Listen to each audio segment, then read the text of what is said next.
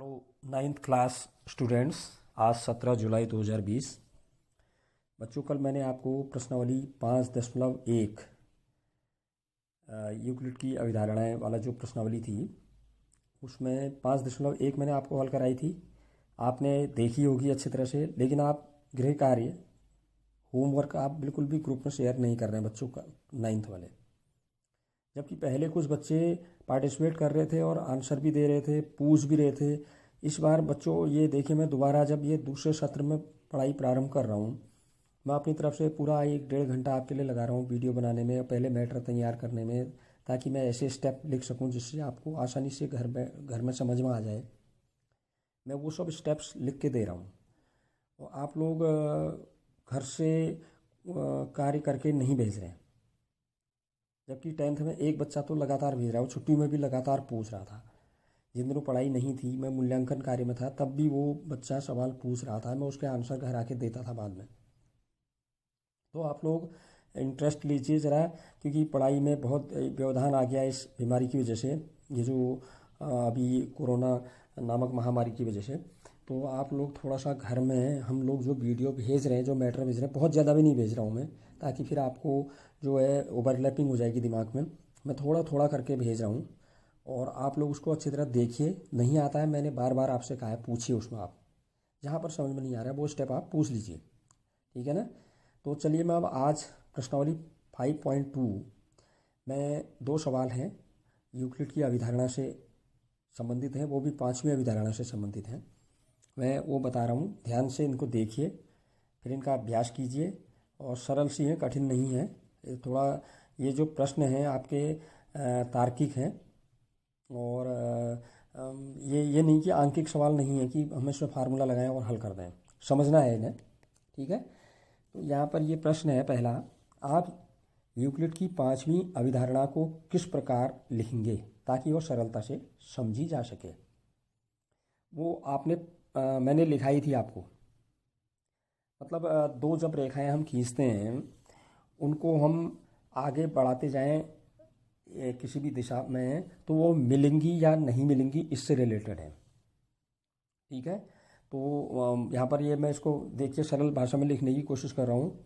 आप और सरल इससे कुछ शब्द बन सकते हैं तो आप और सरल कर सकते हैं अपने शब्दों में। यदि ए बी तथा सी डी 2 रेखाओं को एक तीसरी रेखा काटती है तथा यह तीसरी रेखा पी क्यू इन्हें इस प्रकार काटती है कि इसके एक ही ओर बने अंतःकोणों का योग 2 समकोण से कम है, तो ए बी तथा सी डी बढ़ाने पर उसी ओर मिलेंगी जिस ओर के अंतःकोणों का योग 2 समकोण से कम होगा, ठीक है। सरल शब्दों में हो रहा नहीं हो रहा है कि 2 रेखाएं हैं, मैंने चित्र बना रखा है, देखिए ए बी और सी डी, ठीक है। और इनको एक तीसरी रेखा पी क्यू काट रही है। तो यहाँ पर ये कहा गया है कि पी क्यू के यहाँ पर ये देखिए, जिस ओर मैंने एक्स कोण और वाई कोण लिया है, नाम लिखे हैं कोणों के, उनको अगर जोड़े हैं तो इन दोनों का योग हमेशा 180 से कम ही आ रहा है, क्योंकि दोनों, एक न्यून कोण है और दूसरा जो कोण है, जो जितना भी है वो, मतलब जोड़ के इनका योग 180 से कम हो रहा है, 2 समकोण से कम हो रहा है। तो यहाँ पर आपको दिख भी रहा है कि ये दोनों अगर बी और डी की ओर बढ़ाते जाएं हम दाएं हाथ की ओर, तो यहाँ ये मिलेंगी आगे जाके। जबकि इधर देखिए आप, इन दोनों कोणों का योगफल डब्ल्यू और जेड का योगफल 180 अंश से ज़्यादा हो जाएगा, तो ये यहाँ आके और फैलती भी जाएंगी, ये एक दूसरे के निकट नहीं आएंगी, तो ये इस ओर नहीं मिल पाएंगी। किस ओर मिल रही है? जिस ओर इन दोनों अंतःकोणों का योगफल 180 अंश से कम होगा, ठीक है। तो ए बी और सी डी 2 रेखाएं हैं जिन्हें एक तीसरी रेखा काट रही है। यह तीसरी रेखा पी क्यू जो है, इसका नाम पी क्यू लिया मैंने, इस प्रकार काटती है कि एक ही ओर बने अंतःकोणों का योग दाईं ओर के कोणों का योग समकोण से कम है। तो ए बी और सी डी बढ़ाने पर दाईं ओर की ओर, इसी ओर मतलब मिलेगी जिस ओर अंतःकोणों का योगफल 2 समकोण से कम होगा। अगला जो प्रश्न है, ये भी 5वीं अवधारणा से है। क्या यूक्लिड की 5वीं अवधारणा से समांतर रेखाओं के अस्तित्व का औचित्य निर्धारित होता है? स्पष्ट कीजिए। तो अभी तो हम न्यून कोण 180 से कम के कोण की बात कर रहे हैं, अंतःकोणों का योगफल। तो यहाँ पर अगर एक्स और वाई को जोड़ के ठीक 180 अंश हो जाता है। तो डब्ल्यू और जेड जो इधर मैंने बाईं तरफ कोण लिया उनका योग भी 180 होगा। तो ऐसी स्थिति में क्या होगा, हम इनको दाईं ओर बढ़ाएं ए बी और सी डी को या बाईं ओर बढ़ाएं, ये कभी नहीं मिलेंगी, तो ये समांतर हो जाएंगी। ठीक है, तो यदि दो रेखाएं, मैंने वही वाला चित्र, इसी को चित्र को देख लीजिए आप, ऊपर जो मैंने बनाया है, यदि दो रेखाओं ए बी और सी डी को तीसरी रेखा पी क्यू इस प्रकार काटती है कि पी क्यू के एक ही ओर बने अंतःकोणों का योग, जैसे एक और मैंने कोण अंतःकोण क्या लिए हैं, एक्स और वाई, ऊपर एक्स नीचे वाई, तो इन अंतःकोणों का योग कोण एक्स और कोण वाई का योग दो समकोण हो तो इस ओर बढ़ाने पर आगे ये नहीं मिलेंगी। ठीक, और पी क्यू के दूसरी ओर जो कोण लिए मैंने जेड और डब्ल्यू, देखिए इनका जोड़ भी अगर ठीक दो समकोण के बराबर या 180 अंश के बराबर आ जाता है तो पीछे की ओर बढ़ाने पर भी ए बी और सी डी नहीं मिलेंगी। ठीक है ना, इसका मतलब नहीं मिलनी है, न दाईं ओर बढ़ाने पर मिल रही हैं न बाईं ओर बढ़ाने पर मिल रही हैं। कब, जबकि इनके अंतःकोणों का योगफल दो समकोण के बराबर है या 180 अंश है। अतः बच्चों यहाँ पर ए बी और सी डी को हम दाएं हाथ की ओर बढ़ाएं या बाएं हाथ की ओर इन दोनों को बढ़ाएं तो ये कहीं नहीं मिल रही हैं। कब, जब अंतःकोणों का योगफल दो समकोण के बराबर आ रहा है। ठीक है ना, तो ऐसी स्थिति में ए बी और सी डी समांतर होंगी। तो इस तरह से हम ये यूक्लिड के जो पांचवी अभिधारणा है उससे हम समांतर रेखाओं के अस्तित्व का औचित्य निर्धारित कर सकते हैं। तो बच्चों ये चैप्टर हमारे यहाँ पर पूरा हो गया यूक्लिड वाला। आप अच्छी तरह से इसको देखिए और कहीं पर आपको कोई स्टेप में ऐसा लगता है कि नहीं आ रहा है समझ में, मैं आपको दोबारा समझाऊंगा, लेकिन आप ज़रूर जो प्रश्न हल कर रहे हैं गृह कार्य के लिए जो दिए हैं मैंने, उनको हल करके अवश्य भेजिए। मैंने ये सभी सवाल आपको बताए हैं और इनको आप अच्छी तरह से एक बार घर में हल करके अपने आप रफ कॉपी में स्वयं हल करिए और आपको आसानी से समझ में आ जाएंगे। ठीक है, तो अब चलते हैं छठे प्रश्न अभ्यास की ओर, जो रेखाएं और कोण से संबंधित है। इसको आप बच्चों छोटी कक्षाओं से पढ़ते आ रहे हो, 5th से 6th 7th 8th में आपने पढ़ाई है रेखा और कोणों के बारे में। तो यहाँ पर मैं कुछ मुख्य बातें, आज मैं केवल परिभाषाएं बताऊंगा, अभ्यास शुरू अभी नहीं करूंगा प्रश्नावली, क्योंकि इसमें बहुत सी चीज़ें ऐसी होती हैं जो आपकी समझ में आ जाएंगी तो आप सरलता से प्रश्नावली को हल कर सकते हैं। तो इस चैप्टर का नाम है रेखाएं और कोण। अब सबसे पहले मैं बच्चों आपको बता रहा हूँ संरेख बिंदु। संरेख माने जैसे इसके नाम से ही पता चल रहा है, एक ही रेखा में स्थित बिंदु, अर्थात इसकी परिभाषा अगर हम कहें, अब दो बिंदुओं से तो होकर एक सीधी रेखा खींची जा सकती है, सरल रेखा आप जानते ही हैं। तो संरेख बिंदु क्या हुए, तीन या तीन से अधिक बिंदु अगर एक सरल रेखा में स्थित होते हैं तो उन्हें हम संरेख बिंदु कहते हैं। जैसे मैंने चित्र में दिखा रखा है, देखिए एक रेखा खींची हुई है, इस रेखा में मैंने बिंदु अंदर लिए हैं, ए बी इसी रेखा पर स्थित है, बी बी इसी रेखा पर स्थित है, सी बी इसी रेखा पर स्थित है, डी बी इसी रेखा पर स्थित है। तो हम कह सकते हैं कि यहाँ पर ए बी सी डी ये सभी बिंदु संरेख बिंदु हैं। अब बात आती है बच्चों संगामी रेखाएं। संगामी रेखाएं क्या होती हैं? ये संगामी एक ही बिंदु से जाने वाली, गमन करने वाली, संगामी का मतलब एक ही जगह से गमन करने वाली रेखाएं। तो यदि तीन या तीन से अधिक रेखाएं एक ही बिंदु से होकर जाती हैं, मान लेते हैं तीन बिंदु, मैंने तीन रेखाएं ले ली, ए बी सी डी और ई एफ मैंने खींची हुई है, देखो चित्र में, ये तीनों जा रही हैं कहाँ से, ओ से होकर, तो ये रेखाएं संगामी रेखाएं कहलाती हैं। ठीक है, तो तीन या तीन से अधिक ऐसी रेखाएं जो एक ही बिंदु से होकर गमन करती हैं या एक ही बिंदु से होकर जाती हैं, उन्हें हम संगामी रेखाएं कहते हैं। और जहाँ पर ये दोनों जा रही हैं जिस बिंदु से, ओ बिंदु पर ये से होकर जा रही हैं, एक ओ बिंदु पर काट रही हैं तीनों, तो यह प्रतिच्छेद बिंदु भी कहलाता है इनका। ठीक है, ऐसी रेखाएं प्रतिच्छेदी रेखाएं भी कहलाती हैं। इनको हम प्रतिच्छेदी रेखाएं भी कहते हैं क्योंकि एक दूसरे को एक बिंदु पर ये प्रतिच्छेद कर रही हैं या काट रही हैं। अभी चित्र में मैंने दिखा रखा, देखिए A B C D E F ये संगामी रेखाएं या प्रतिच्छेदी रेखाएं हो गई, और ये एक दूसरे को कहाँ पर कट कर रही हैं, ओ पर, यहाँ पर काट रही हैं, तो ओ इनका प्रतिच्छेद बिंदु कहलाएगा। ठीक है, अब बात आती है बच्चों समांतर रेखाएं। अभी हमने यूक्लिड की जो अभिधारणा पांचवी पढ़ी थी उसमें भी हमने ये चीज़ अभी पढ़ी है। समांतर रेखाएं क्या होती हैं? अगर मैं सरल भाषा में इसको कहूँ कि ऐसी दो रेखाएं जो आगे की ओर बढ़ाए जाने पर या पीछे की ओर बढ़ाए जाने पर, किसी भी दिशा में हम बढ़ाएं उनको, वो एक दूसरे को कभी प्रतिच्छेद नहीं करती हैं, एक दूसरे को नहीं काटती हैं। अर्थात उन दोनों रेखाओं के बीच की जो लंबिक दूरी होती है, लंबवत दूरी, वो हमेशा बराबर रहती है, वो न कम होती है न बढ़ती है। ऐसी रेखाएं ही समांतर रेखाएं कहलाती हैं। तो हम क्या कहेंगे, यदि दो रेखाओं को किसी भी ओर बढ़ाने पर वो एक दूसरे को प्रतिच्छेद नहीं करती हैं, अर्थात उन दोनों रेखाओं के बीच की लंब दूरी समान होती है या बराबर होती है, तो वे समांतर रेखाएं कहलाती हैं। मैंने चित्र बना रखा है एक समझाने के लिए आपको। ए बी और सी डी, ये दोनों बीच में मैंने वो एरो जैसे दिखा रखे हैं, इसका मतलब इनकी बीच की दूरी बराबर है। दूरी कुछ नहीं लिखी है, एक मान लिया गया है खाली कि ए बी और सी डी के बीच की दूरी हमेशा बराबर है। तो ये एक दूसरे को हम बी डी की ओर बढ़ाएं या ए और सी की ओर बढ़ाएं इनको, तो ये एक दूसरे को कभी प्रतिच्छेद नहीं करेंगी, अर्थात ये समांतर रेखाएं हैं। ठीक है, ऐसी रेखाओं को ही हम समांतर रेखाएं कहते हैं। अब बच्चों मैं आपको बता रहा हूँ कोण या एंगल क्या होता है। मैं सरल शब्दों में पहले आपको बताना चाह रहा हूँ। दो सरल रेखाएं अगर समांतर नहीं होती हैं तो हमने पढ़ा है कि वो आगे या पीछे की ओर बढ़ाए जाने पर कहीं ना कहीं एक दूसरे को प्रतिच्छेद कर देती हैं। मतलब वो एक दूसरे पर झुकी हुई होती हैं, ये कह सकते हैं।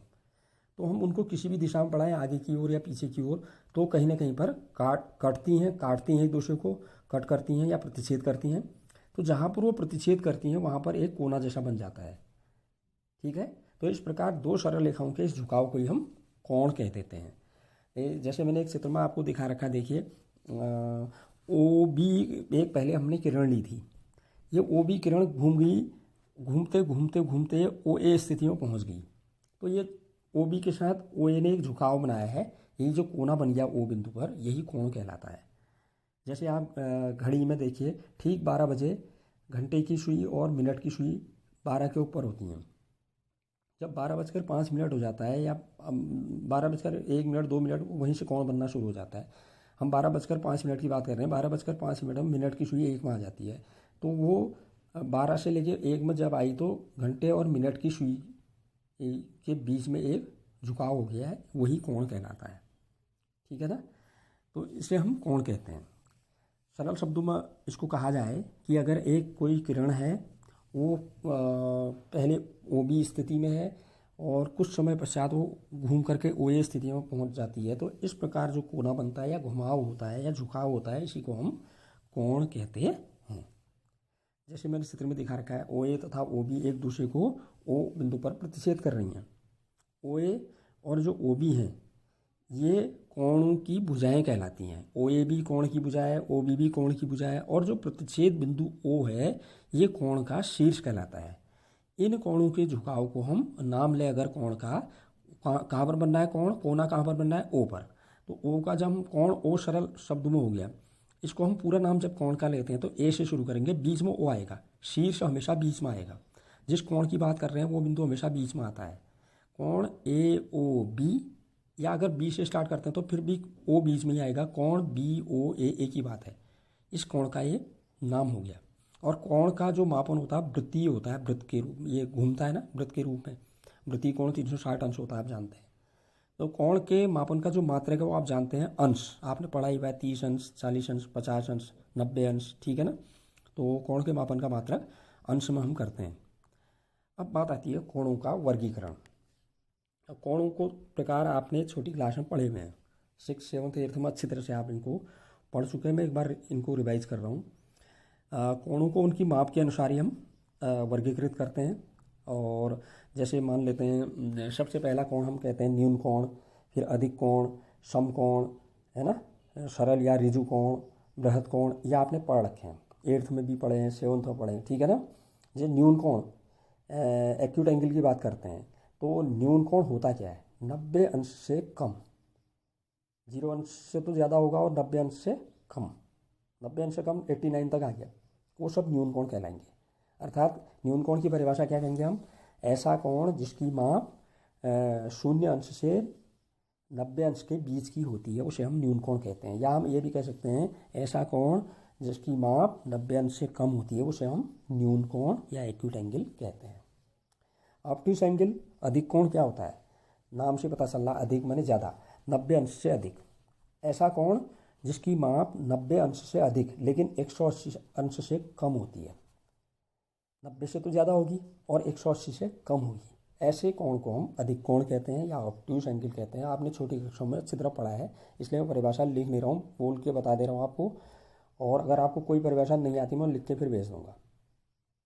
ठीक, तो अधिक कोण क्या हुआ? ऐसा कोण जो 90 अंश से अधिक होता है लेकिन 180 अंश से कम होता है उसे हम अधिक कोण कहते हैं। अब बात आती है समकोण। समकोण क्या होता है? राइट एंगल ठीक 90 अंश का।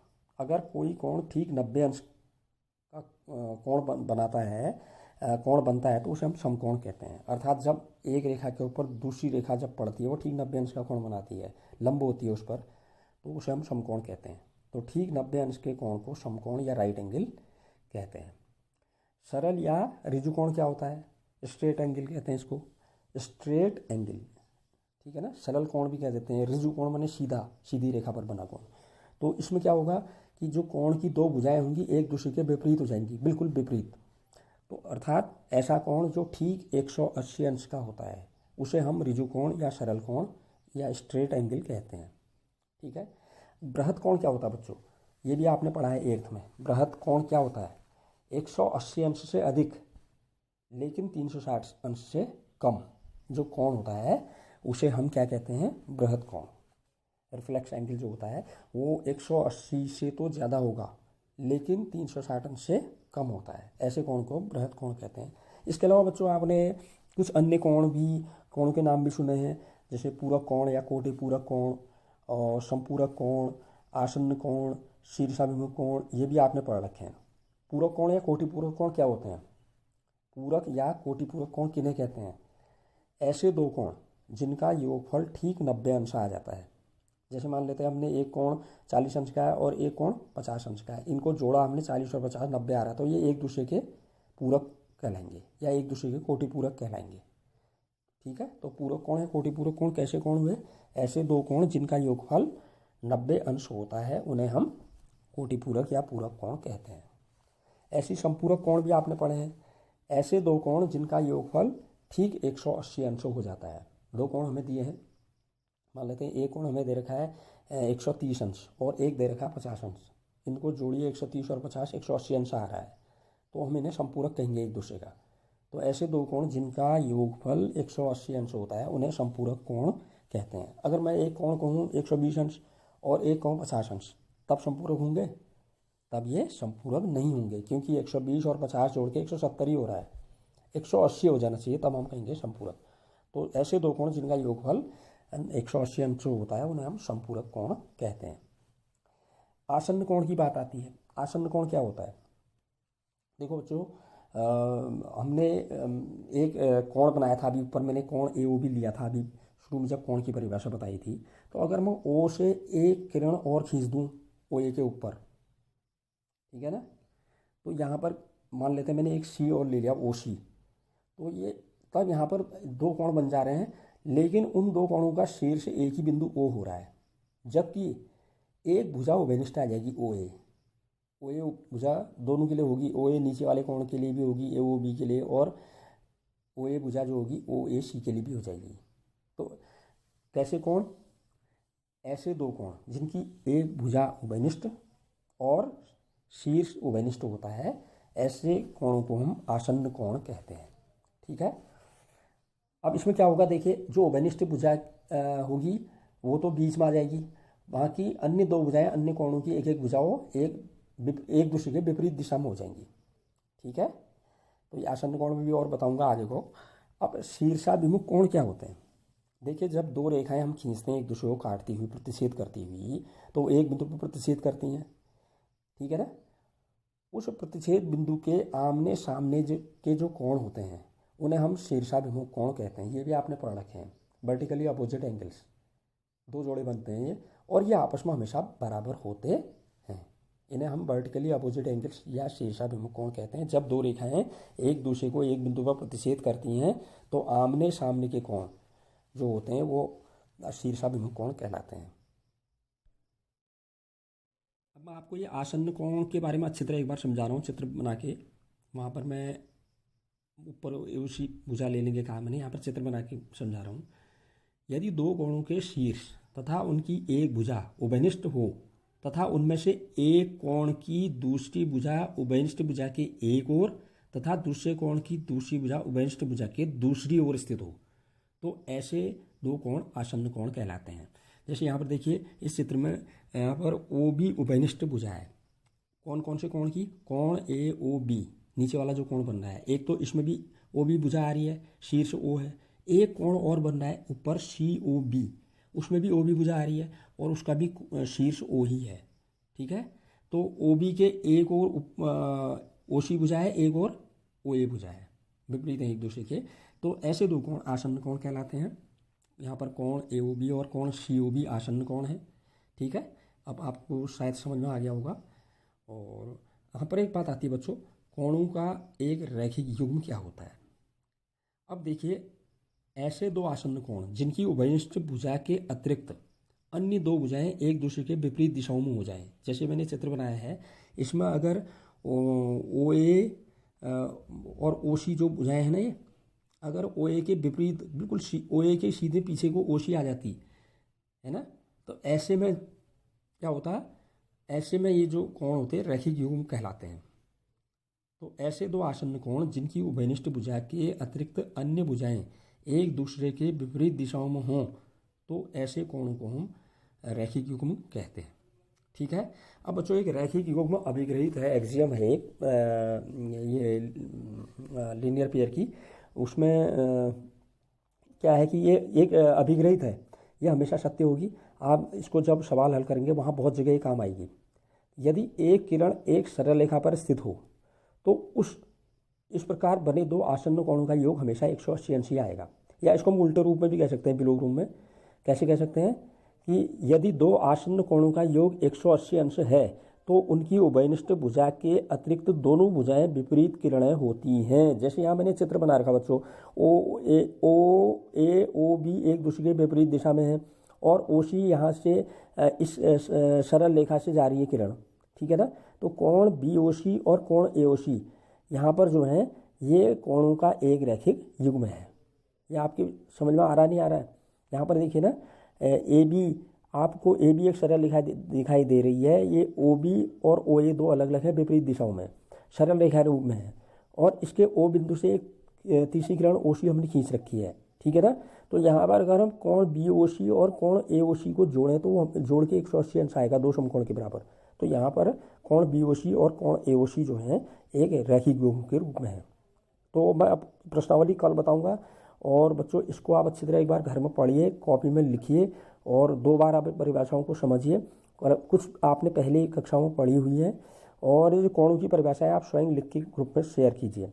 उसके बाद मैं आपको प्रश्नावली के सवाल हल कराऊंगा।